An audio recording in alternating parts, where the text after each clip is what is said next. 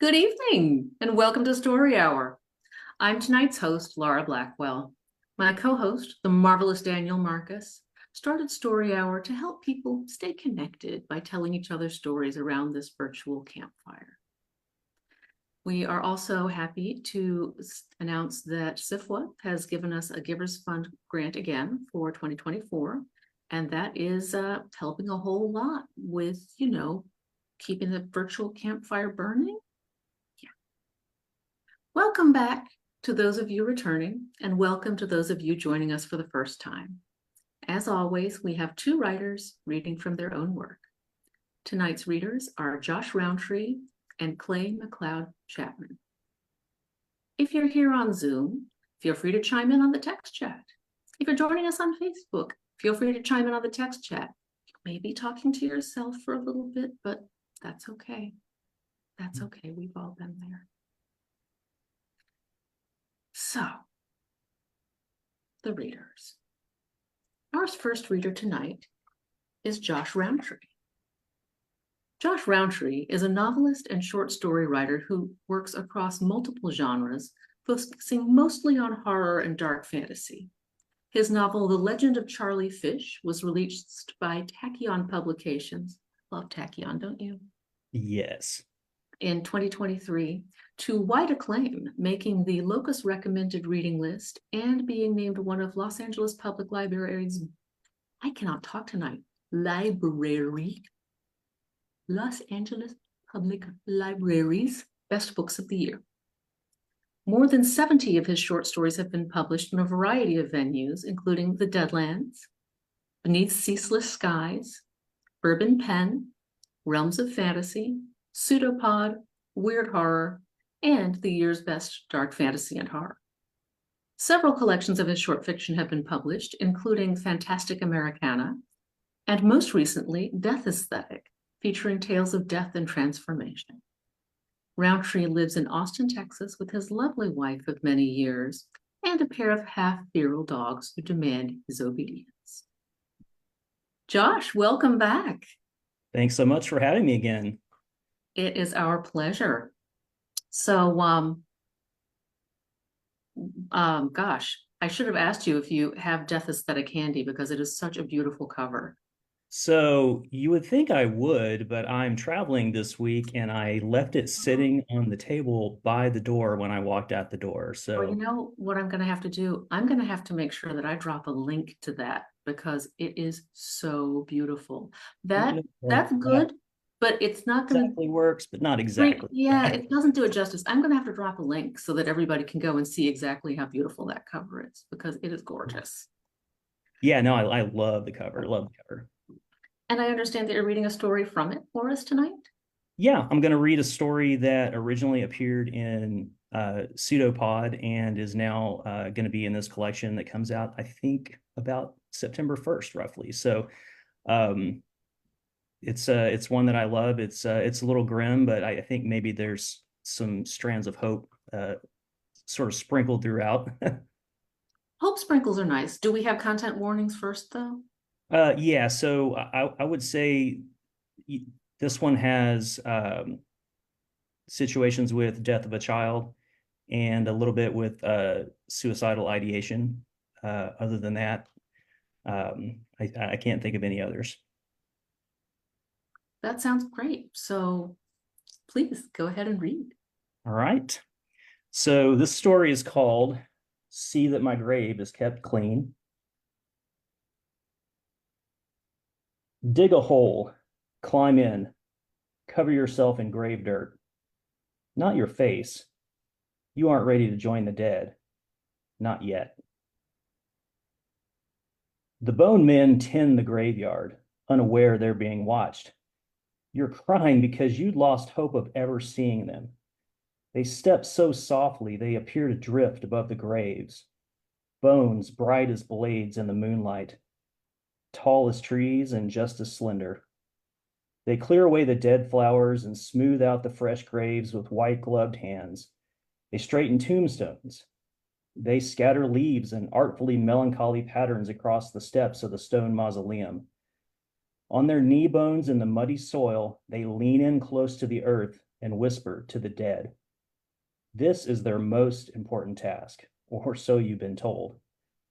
Someone must keep the dead company, after all. Yellow lantern lights guide your approach. The lanterns hang from posts stabbed into the earth, haphazard and crooked, but always lit, no matter the hour. You suppose they have not heard of electricity in the graveyard. The night smells like thunderstorms, but so far the rain is only a mist, and the moon still watches. Twigs snap and rocks scrape as you follow the path, but you aren't trying to hide. The bone men don't frighten you. What could you possibly have left to be afraid of? The cemetery gates are wrought iron, and they howl when you pass between them. The bone men cease their labors, turn to acknowledge your arrival. Their eye sockets are empty, but they have no trouble seeing you. Okay, perhaps you're a little frightened. But you're bold too, or maybe desperate. The bone men circle around. They tower like light posts, and their bones are chipped and scarred. You run your palm along one long femur and feel ice-cold eternity against your skin. Bone men don't mind your touch.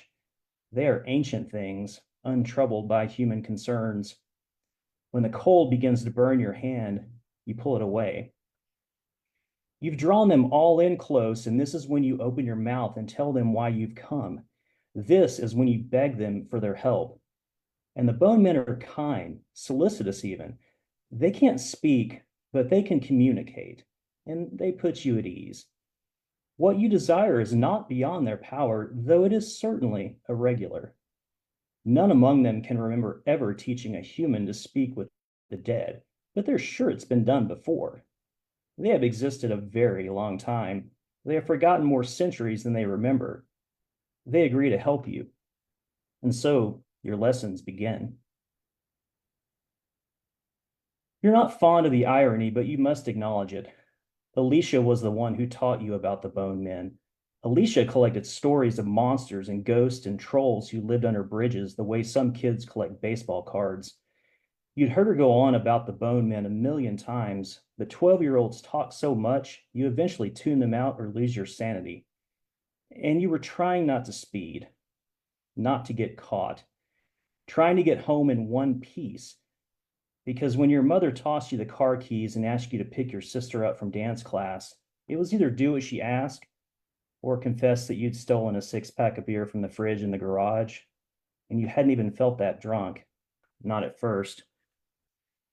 Now grief grows like lesions in your mind, and though you can't remember everything, thank God, the bits you can remember visit in high resolution. Streets slick with rain and stoplights streaking the darkness. Alicia, in her high chattering voice, swearing to God that she really did see bone giants stalking the graveyard behind your house in the middle of the night, and she watched them whisper to the dead. Your head swimming, and the air conditioner pumping, and the rain slicing sideways. All you wanted was to rewind time and take the punishment because you absolutely should not have been driving. Then brake lights, headlights, screaming, an empty passenger seat with an unfastened seatbelt hanging in limp accusation, and a yawning hole in the windshield rimmed with blood, like a monstrous mouth that simply swallowed your sister whole. Your lessons involve little more than the bone men placing words in your mind and you whispering those words to the earth, listening for a response. They caution that though you may learn to speak with the dead, you will not like what they have to say. The dead do not guard their thoughts. The dead are not polite. This doesn't trouble you. You'll listen to anything Alicia has to say. If only you can talk to her again, you'll gladly drown in a sea of stories about chupacabras and fairies and witches dancing beneath full moons. Let her say she hates you. Let her blame you for her death, because you deserve it. In a way, confronting this with her might ease your burden, though that's not the end goal. You just want to tell her how sorry you are and to hear her tiny voice again. You haunt her tombstone like a ghoul every night, wallowing in the grave dirt, begging her to talk to you. But Alicia Lane, beloved daughter and sister, gone home to God, never responds. You can't really blame her. The bone men counsel you to have patience. You will be able to communicate with her eventually, but what is patience to creatures like these? What have they ever lost? Nothing has ever broken you like the look in your father's eyes when he fell to his knees beside your dead sister. Nothing will ever sound so horrible as the breaking glass shriek your mother made when she spotted Alicia splayed out in the street, covered in a blanket but leaking blood into the storm drain. This version of them is awash in red and blue police lights and drenched in rain, and it's the only version of them that remains. That moment washed your parents away and left strangers in their place, and even in your dreams, you can't remember the people who used to love you. The window in your bedroom upstairs framed a view of the graveyard like a painting in a museum. You studied every play of moonlight across the yellowed grass, every naked tree branch clawing at the sky, every shadowy brushstroke on that bleak canvas, and you considered the creatures who supposedly lived there. If Alicia was to be believed, they were servants of the graveyard. They were stewards of the dead. And every night when you retreated from the heavy silence of the dinner table, when you fled to the sorry sanctuary of your bedroom, you watched out the window for them. Even though you didn't believe, you watched because you needed them to be real. You begged the universe to build such creatures into existence. And for so long, the universe ignored your desperation. You surrounded yourself with Alicia's things, all her books on myths and monsters, every discarded doll that she'd once held dear, unfinished homework assignments, crayon drawings of unicorns and short stories about mermaids written in neat block letters with a number 2 pencil, hair ties and bubblegum wrappers and muddy tennis shoes. You collected all the ephemera of her life and did your best to absorb it. But she was still gone. There was no way to tell her you were sorry. There was no way to sit with her in the quiet gloom and listen to all the things she had to say. Every night you studied that graveyard tableau, familiarized yourself with each graying stone bench, with every mound of fresh turned earth, and of course, with Alicia's tombstone. Some nights you imagined a tombstone for you, right alongside hers, a matched set. And maybe that would have been better for everyone. In your darkest moods, you allowed your guilt to wander elsewhere. If your father didn't hoard so much beer that he never missed a six-pack, you wouldn't have been tempted. If your mother had looked at you, actually paid attention to anything you ever did, instead of absently tossing you the keys on her way past your bedroom door, she might have noticed you were in no shape to drive. If Alicia had just been quiet for 5 seconds, you'd have been able to focus, to push through the drunken blur and navigate those last few blocks unscathed. But this childish escape never lasted long. Responsibility might stray, but it always found its way home to you. Then one night, when you finally convinced yourself that reality could not be reshaped to fit a dead girl's imagination, you saw them, tall and graceful and gray as storm clouds. There was not time to consider what you were seeing. You bundled up against the wet night and hurried out the back door, afraid they might disappear. Maybe they weren't really there at all. Maybe it was just your mind working overtime to torture you. But you followed the lantern-lit path, and they were waiting for you. They were real. Even now, you aren't entirely sure you didn't will them into existence yourself. The bone men have instructed you well. Never, they are certain, has any human been more fluent in the language of the dead. But you still can't hear them. And though you've spoken aloud every word the bone men taught you, no one seems to be listening. Certainly not Alicia. The bone men continue their task while you practice. They carry on conversations with every graveyard resident like they're fast friends, and your envy boils. You ask if perhaps they can interpret for you, so you can speak with your sister that way. This suggestion is not well received. This is the only time the bone men have ever regarded you with anything but kindness. Their mood grows dark, and you understand you've broken protocol. A week passes before they will acknowledge you again, and you resign to step with more caution in the future. After months of your nightly failure, the bone men convene to discuss among themselves what might be done to better assist you. They arrive at a consensus. It is suggested you would benefit from a closer communion with the dead. Perhaps a ritual would be beneficial. They often are in such situations. You arrive one night to find they've prepared a hole for you, a grave next to your sister, 6 feet deep, a perfect rectangle, dirt piled up beside it. You have no desire to enter that hole, but the bone men assure you everything will be fine. This is certain to bring you closer to your sister. You hesitate. The bone men sense your unease, but they don't fully understand it.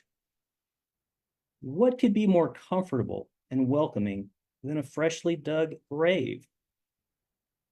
One of them lifts you in his arms and places you gently into the earth like a newborn child into a crib. The bone men look over the edge of the grave like proud parents, unable to hide the fondness they feel. You writhe in the wet darkness. There is no comfort to be found amid the tangle of underground roots and jagged rocks. The comfort is not the goal. They reassure you as their hands begin shoveling dirt over the top of your body. Not to worry, they won't cover your face. Living in this world is hard, but they understand life is not a burden you are quite prepared to divest. Not yet.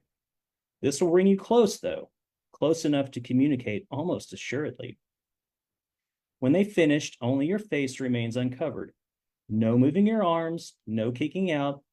Never did you expect the soil to sit so heavy on top of you. Panic flaps about in your chest like too many birds in a tiny cage. The bone men are delighted, and they still watch you from above, blanking out the stars and the lantern light, leaving nothing but black shadows across your resting place. Part of you wants to scream, but the soil is pressed so tight around your chin and cheeks that you can only whimper. The ground is cold, the air is wet and thin, and if it were not for the gentle soothing of the bone man, you'd never be able to settle down long enough to just listen. They pluck out the anxiety from your chest and replace it with resolve. They promise not to abandon you in your grave. You breathe deep and you hear whispers, a rush of white noise traveling through the hard-packed earth. The dead are talking to you. Or rather, the dead are talking amongst themselves, and you're eavesdropping on their conversations. Having learned their language, you understand what's being said, but the words come in such a rush, it's hard to isolate any one speaker. You mouth a few sentences, trying to get a word in, but the dead won't slow down for the living, and their chatter proceeds at a lightning pace. They worry about nothing and keep no secrets. They don't yearn for life or pine for the living. There's no concern about what came before, and some of them don't seem to remember living at all. You try to speak again and again. You mumble Alicia's name and struggle to pick her voice out of the din, but it's all so overwhelming. You imagine her cold body buried just a few feet from yours. Why is it so hard to connect? You wonder if perhaps she's already forgotten you entirely. The bone men look down at you with pity. Eventually, they dig you up, set you on your feet. They promise Alicia will talk to you someday, but you don't hold out much hope. The strangers who used to be your parents catch you sneaking in from your night in the graveyard, and they aren't happy. Your mother's voice is sharp as a sword, and your father wields guilt like a truncheon. You stand muddy and wild-eyed in the kitchen as they remind you that you're the only thing they have left in the world. They've hardly spoken to you in months, and they've forgotten that you're someone they used to love. So when you begin to argue, they let slip every accusation they've been holding inside. They remind you that this whole thing is your fault. They aren't monsters. They're just broken. But you wish they'd go back to being strangers, better than revealing the people they've become. Having spent time in the grave, your bed feels too soft.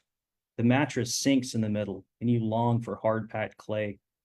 Eventually, you give up on sleep, stare out the window, and watch the bone men tend to their charges. Every tombstone straightened, every grave swept clean of debris. There's something beautiful and sad about the devotion they show to the dead. Tears well in your eyes when you consider that Alicia will never be alone. The bone men will always be there for her. Downstairs, your parents argue deep into the night. They poison one another with blame. Nothing beautiful remains for them in this world. They're dead and rotting and don't even know it yet. Maybe all of you are, holding on to a life that has nothing left to offer. You consider going downstairs, entering the fray. Maybe you can figure out some way to reassemble what's been broken, but nothing will bring Alicia back, and this whole thing is your fault. Instead, you stand at your window with your palms pressed against the cold glass, remembering the smell of wet earth and the taste of it in your mouth. You remember earthworms burrowing in close, and your sister, cold company in the ground next to you. You watch the bone men and consider the ease with which they connect, like the language of the dead is carved into their bones. And finally, you understand. The bone men can't speak with the dead because they have some gift that you don't. It's because they've lost something you still have. You've made a decision that pleases the bone men. They'd have suggested this course of action straight away, but people tend to value their lives more than their deaths. It's a notion foreign to them, but one they've come to accept over the centuries. The bone men know the truth of things. They understand. Life is quick and loud, like snapping your fingers. Death is beautiful and serene. Death is a slow boat down a peaceful river. Existence is eternal. The bone men don't understand why anyone would value a fleeting moment of sharp, bright pain over the endless repose of death. Your grave beckons. The bone men hold your hand, help you down into the hole, all the while reassuring you that now everything will be okay. You're so grateful for their gentle ministrations. This time you're ready. The bone men cover you entirely, fill the grave, erect a tombstone, leave orchids in a brass vase. They swaddle you in the earth. Your lungs grow still, and there's nothing to distract you anymore. The dead invite you into the conversation. Alicia is there. Alicia speaks. This whole thing is your fault. And of course, she's right. But at least you have forever to make amends. The end.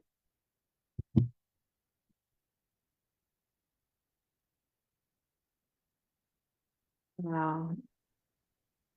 Thank you, Josh.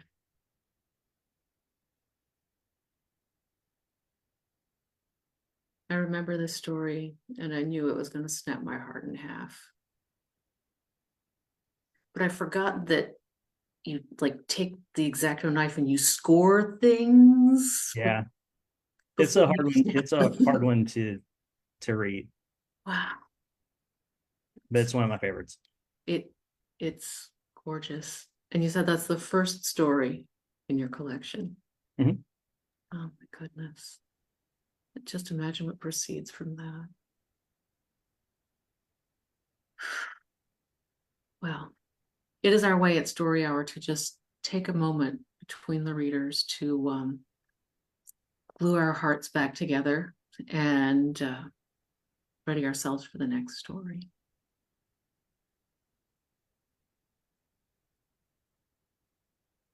Everyone, that was Josh Rountree.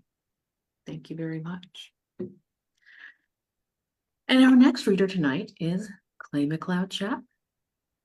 Clay McLeod Chapman writes books, comic books, and children's books, as well as for film and television. His most recent novels include What Kind of Mother and Ghost Eaters. You can find him at claymcleodchapman.com. Clay, welcome. Hello. How's it going? Doing all right. How are you? I'm good. I'm spooked. That was a fun story. Right, right. But somehow I have a feeling that you have a vibe that's going to go well with it. I mean, tonight is all about the vibes. Let's keep vibing. Let's keep it spooky. Yeah. I told everybody that they should come here to be haunted. So here we are. Yeah. Good choice. Good night for a little haunting. Um, I'm just gonna read a little story, if that's okay. Yeah. Um, it's it's an old one. I've actually only read it once before, so this is gonna be fun to figure out if I still have it. Um, it's called Fairy Ring. Yeah. Mm. And where was Um, it? Where did it first appear? there was I think there still is a literary magazine called 34. Oh my God, am I gonna be able to pull it out? 34 Orchard, I think it Oh, was. yes. Yes, Is they're still yeah. around. Yes. Yeah, great. Oh, perfect. They published it in 2020. So, Oh, gosh. So um, many things from 2020 are no longer with us. yeah, yeah. Well, I don't know if this is of of that time. Did I lose can you still hear me? Yes. Yes, I can hear you. Just as I start there. Can you hear me? Yes. Yeah, okay, perfect. All right, this is called Fairy Ring. It's not mom anymore. The doctor warned us that once the dementia took root, we'd lose a little bit more of her every day. They call it the long goodbye for a reason, he said. The woman you have known will slowly begin to fade away. But the body in the bed just isn't her. Her jaw has locked to allow the fibrous stalk that had once been her tongue to branch out and blossom. The fleshy veil ruptured just above her nose, its cap, a warm pink. It's like a blushing umbrella. I spot another button peering already out from her left nostril. More morels are about to sprout. It won't be long before mom's face is just gone altogether, replaced by a fresh bed of fruiting bodies. Hey, Mom, I say. It's just me today. Sarah's at home with the kids. She blinks, taking me in. Her eyes remain cognizant while the rest of her ruptures. The doctors are certain that she can, they aren't necessarily certain that she can still hear. Her ear canals just keep clotting up with these yeasty cysts. The nurses will rinse out the fungal infection with the saline solution, but the thrush always comes back. Now the whole lobe just looks more like a honeycombed morchella, just all spongy and yellow. I take her hand, squeeze. Even through the latex, I can feel the warmth of her skin. There you are, I say, managing to smile. Her room is supposed to be sterile. Nursing homes are so understaffed and overworked these days that they're the perfect breeding ground for drug-resistant funguses. Colonizations, they're called. The germs just hop room to room, clinging to the nurse on call as she makes her rounds, infecting the resident in the neighboring room. The growth rate is just so rapid. I mean, seemingly overnight, the morning nurse at any one of these retirement homes is going to walk in and discover a colony of fruiting bodies where the residents had been just the night before. I mean, it's happening everywhere now. We've all seen the images of hospital beds that look more like community gardens. I mean, CNN even showed this time lapse video of a senior citizen succumbing to the fungus, recorded over the span of over like 8 hours. Then they sped it up to look as if the body erupted in a matter of seconds. First, you can actually see their skin rippling with pinheads, just these white buttons branching out from their fingertips. Patches of puffballs actually crop up from the crevices in their flesh around the armpits and groin. Just these jelly ears fan out from their temples. They're just gone, just like that. I mean, that can't be a person, I remember thinking, but it was. I mean, that mass of branching hyphae had been somebody's parent, somebody's mother. Are you thirsty, Mom?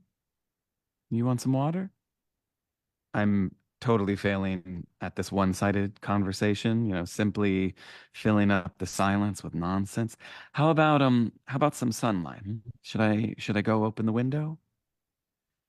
Every visitor puts on a mask and gown over their clothes before entering. Even if mom could remember, I mean, how would she recognize me, her own son, under all of this protective gear? I mean, I must look like any one of these faceless physicians who have paraded through her room over the last couple days, trying to figure out how to halt the infection before it spreads any further. They warned me about what she would look like. It wouldn't be her anymore, they said. Not in the strictest sense of the word her. It was all conjecture at this point, but there was a working theory that human contact actually slowed the process down. There was no proof, but the interaction with loved ones hypothetically decelerated the transfiguration, as if to remind the body who it belonged to. I was being asked to make my mother remember who she was. I thought maybe today we'd do a little reading. How's that sound, Mom? I brought one of your favorite books, huh? I hope my voice is just enough to trigger some memory for her. I mean, that it's enough. Mom makes a sound. I mean, it seems like she wants to say something, but it's no longer her voice. No longer her mouth. Her lips have fissured into these vermilion gills. The doctor put her on a feeding tube the day before. The fungus just keeps forcing it out, though, rejecting every blended meal that they fed her. The nurses will insert the tube until finally they just give up. Now there's this patch of small nodules around the incision in her neck, a dozen toadstools surrounding the slit. It reminds me of a fairy ring. You remember them? I found one in our backyard when I was just a little boy. I dragged Mom out of the house to show her this circle of toadstools enshrining our lawn. She warned me never to set foot inside. Anyone who breaks the ring will have bad luck, she whispered. That's where the devil dances. A ventilator breathes for her now. The respirator is all that's keeping her alive. Her doctor's insisting it. Her lungs are just full of fungus. Every exhale just alive with spores. Even now, the yeasting particles persistently push the pipes out from their respected vents, rebuffing the IV drips inserted into her arm over and over again, as if they were battling over her body. The doctors are just losing their ground. They're retreating already, stepping back as the front line spreads. Before long, there won't be anything left. My mother will be an empty field. No one will know what happened here, who died on this patch of land. Life will move on without her. No one will remember her. What happened here? But it's still Mom, I remind myself. She is still alive. She's in there, under there somewhere. She was the 8th resident here to be infected. The fungus swept through the memory ward in a matter of days. Sitting ducks. I mean, the whole floor. There was barely any time to warn families. None of the prescribed antibiotics stopped. Antifungal drugs have just proven useless. Isolating the residents in their bedrooms was the best that they could do, but too many people were coming and going. There was nothing anyone could do, the admin said, and persisted in saying, as if this was all somehow inevitable. Now I have to let her go. Let nature take its course. It had been my call to move Mom to Greenfield in the first place. Her memory was only getting worse. And she still had control over her facilities when we first took the tour, but it was only a matter of time. And the doctors agreed. I mean, in less than a year, she would need full-time care, someone who could look after her 24/7, which was more than my wife and I could provide. Memories were already slipping away, little things like people's names, but I could tell that she was beginning to forget. I mean, she was confused. I mean, she confused me for my father once, embarrassing us both, but what do you do? Greenfield was the solution, my solution, the best possible option for us all. Mom would have a room all to herself, daily care. I mean, she would be surrounded by other residents. She could make friends. This is where she would live out the rest of her days. We will come to see you every chance we get, I swore to her up and down. Nothing is going to change, I promise. Our visits were, at an even clip at first. I'd bring the kids and we would stay for an hour or so, maybe get lunch in the dining hall, but sometimes life just gets in the way, work, school, coming here. I was always just a little uncomfortable for the kids. The residents in the memory ward would wander over and ask if they were here to visit them. And I mean, whose grandchildren are these? Are they mine? I mean, even before the quarantine, I was losing her, answering the same questions, trying to explain who I was, where Dad was, why he wasn't here. I would visit when I could. I'd see Mom's eyes light up whenever I entered the room, how relieved she was to see me, see anyone. I realize now it wasn't so much that she knew who I was, that she was just happy that she was happy to see her own son, but, there was just that someone, anyone was here to see her. But that same look is still in her eyes now. Her cheeks have mottled into this yellow morel complexion. The tip of her nose is cauliflowered, the skin slowly boiling over. Her wrinkles ripple with mycelium. Threads of flesh lift into the air, a bacterial colony of tawny-capped toadstools rising up from her body. Mom? Mom, can you hear me? Can you hear me, Mom? The stems along her throat oscillate with every exhale, bending with her breath.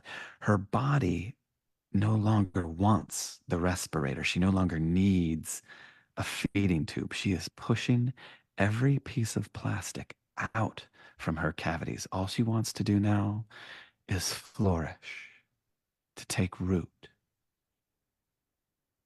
I was told that I would have an hour.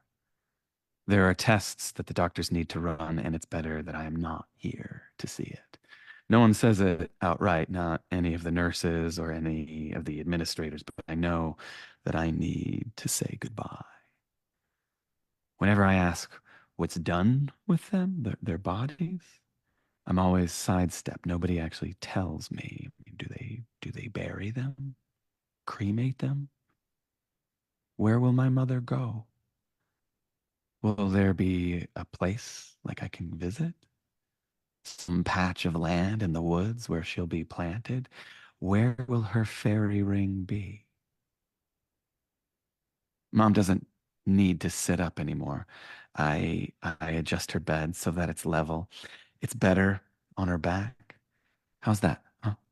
I ask her. Is that comfy? I comb what's left of her hair with my fingers. If a nurse was here, I would be reprimanded. I mean, possibly even quarantined, but they've left me alone with her. So I pull down my mask and I kiss her forehead. The skin is soft. It's like too soft. The underlining bone is spongier than before. My lips actually leave the slightest dimple in her temple, her skull sinking for a few seconds before swelling back up again. I tell her that I love her, that I am sorry for bringing her here, that I hadn't done more for her when I had the chance. The fairy ring around her throat swims. Each toadstool fans in tandem to one another, back and forth, swaying in some imperceptible breeze. Perhaps it's her pulse. mean, it's mesmerizing just watching the mushrooms dance like that. I break off a cap from her neck, and it pulls away without any resistance. And I bring it up to my nose. There's this meaty aroma to it. It's like raw chanterelle. I mean, even after I put the mushroom in my pocket and leave, I can still smell the earthiness steeped into my skin. It's in my fingers. At the first stoplight, I pull the cap from my pocket and I roll it around in my palm. It has an ovate shape, like a tiny egg, pale ivory. We have been warned that the fungus can spread. Children seem to be asymptomatic carriers. It's only that the elderly and those with autoimmune deficiencies that really need to worry, while adults my age, the children of the victims, the ones who actually abandoned their parents in these nursing homes, leaving them to rot, we seem to be out of harm's way. We have been spared. I shouldn't have taken the mushroom. I should have thrown it away. Just roll down my window and toss the cap out, but it's my mother. And a part of her, at least. It's all that I have left. So I pop the cap into my mouth. It has this delicate, lace-like texture. My tongue feels fuzzy, almost numb after I swallow. I wish I had a bottle of water to wash it down, but I'm stuck with this peppery aftertaste. And just like that, a memory resurfaces. It's not mine. It's from my mother, not of her, but from her. I see myself as a boy, no older than 3. She's chasing me through our backyard. Her hands are out, ready to catch me. I'm gonna get you. I'm gonna get you. And I keep running, squealing with laughter every time I glance over my shoulder to see if she's really getting any closer. We run ourselves in circles and circles until Mom finally grabs me and we both fall across the lawn. We lay there, catching our breath, giggling as the blades of grass prickle against the back of our necks, laying in our own fairy ring. The end.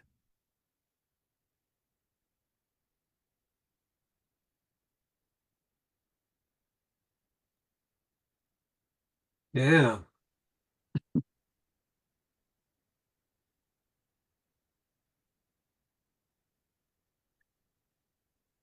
Thank you, guys. really lovely work. Wonderfully read, too. Thank you so much. Thanks for having me. We are just the luckiest people. Indeed. I can't remember the last time we've had 2 stories that were so perfectly matched. They are not samey at all, but the progression of them is just perfect. Yeah, yeah.